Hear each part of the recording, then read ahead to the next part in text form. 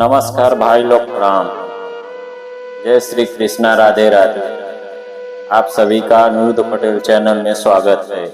आज हम आप लोग को कुछ कहानियां सुनाएंगे। यह सच्ची घटना के तौर पर है। एक स्त्री 3 साधुओं का प्यास बुझाई। यह एक प्रसिद्ध और भावनात्मक लोक कथा है जो नारी के त्याग, सेवा और उसकी समझदारी को दर्शाती है। कहानी: एक स्त्री ने 3 साधुओं की प्यास बुझाई। बहुत समय पहले एक गांव में एक साध्वी स्वभाव की स्त्री रहती थी। उसका नाम सावित्री था। वह धर्मपरायण, करुणामयी और सेवा में निपुण थी। एक दिन दोपहर के समय 3 साधु उस गांव में पधारे। भूख तेज थी, शरीर थक चुका था और प्यास से गला सूख रहा था। वे एक घर के पास रुके और पानी याचना की। पहले कई घरों में उन्होंने आवाज लगाई पर किसी ने दरवाजा नहीं खोला। अंत में वे सावित्री के घर पहुंचे। सावित्री ने जैसे साधुओं को देखा, तुरंत चरण छूकर नम्रता से बोली, महाराज, मेरे घर को कृतार्थ कर दिया आपने।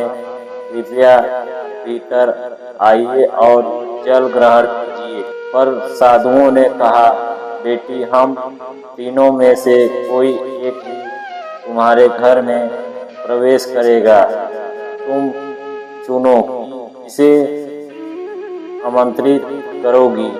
हम तीनों में एक का नाम है धन, दूसरे का नाम है सफलता और तीसरे का नाम है प्रेम। सावित्री असमंजस में पड़ गई। उसने भीतर आकर अपने पति से परामर्श लिया। पति ने कहा, धन को बुलाओ जिससे हमारे जीवन में संपन्नता आए।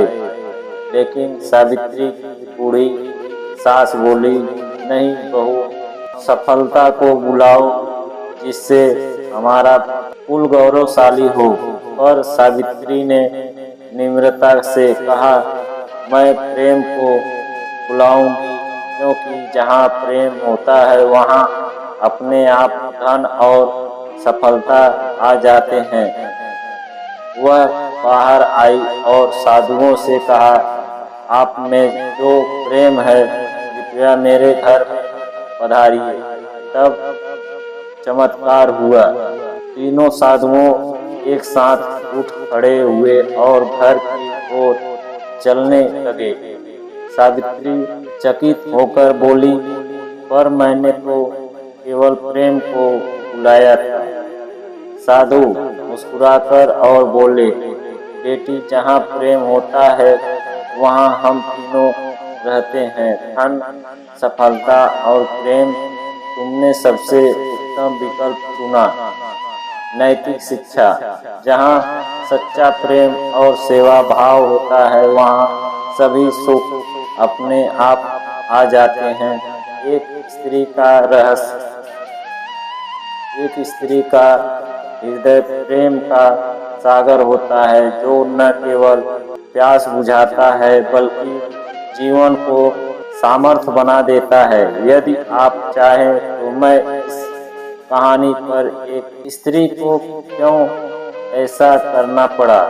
प्रश्न: स्त्री को ऐसा केवल प्रेम को चुनने का निर्णय क्यों करना पड़ा। उत्तर: स्त्री पानी सावित्री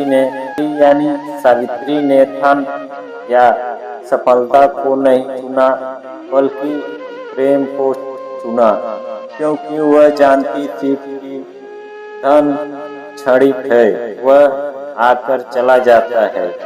सफलता भी अस्थायी है, वह समय और परिस्थितियां पर निर्भर है। लेकिन प्रेम अमर है। जहाँ प्रेम होता है वहाँ आत्मिक संतोष, शांति और संबंधों की मिठास बनी रहती है। सावित्री को परिवार की सच्ची आवश्यकता समझ में आ गई थी। वह केवल बाहरी वैभव नहीं, भीतर का संतुलन और अपनापन चाहती थी। उसे यह निर्णय इसीलिए करना पड़ा क्योंकि एक स्त्री परिवार की आत्मा होती है।